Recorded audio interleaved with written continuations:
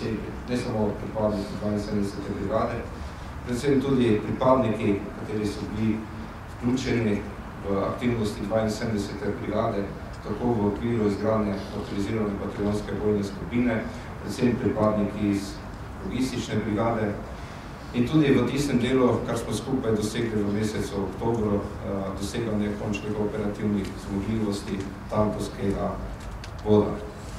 Verjetno se spomnimo v mesecu februarju, kjer smo odpravili posledice nesreč žledu, ne samo na našem območju odgovornosti, ampak tudi na zahodnem delu, predvsem na lokaciji Pivka in pa Postojne. Čestitke tudi teritorialnemu polku za podporo vseh aktivnosti 72. brigade, tudi z njihovo prisotnostjo v Beli krajini in tudi z odpiranjem pisarne na Koroškem samo potrjuje, da smo uspešni na tem področju. Še enkrat hvala vsem, vsakemu posamezniku za dosežene rezultate in seveda tudi čestitke vsem tistim, ki bodo danes prijeli priznanje. Hvala vsem tudi ostalim, kateri se boste danes priključili majstrovem teku, tudi učencem osnovnih šol in pa enotam Vojašnice generala majstra. Hvala in prijetno praznovanje današnjega dne. Srečno. Danes imamo praznovanje, kjer so prisotne vse enote 72. brigade. Pričenjamo z tekom brigade, ki smo ga letos tudi preimenovali v majstrov tek.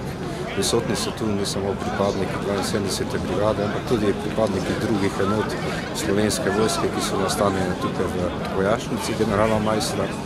In pa seveda priključijo se tudi osnovne šole.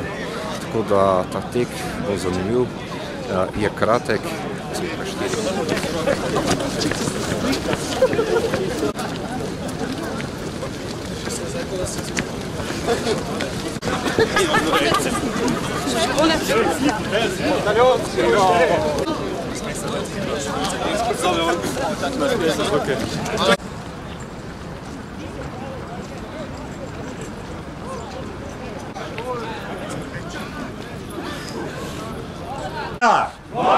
2, 3, 4, 7, 8, 9, 10, 1, 2.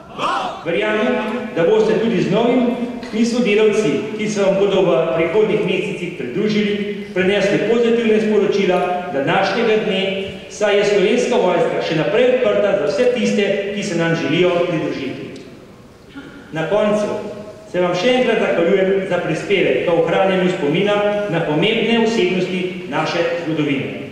Spoštovane in spoštovani, iskrene čestitke za praznik, s katerim slavimo pogum, voljo in vizijo, ki dobro opisujejo tudi nas, pripadnice in pripadnike 72. brigade Slovenske vojske. Hvala.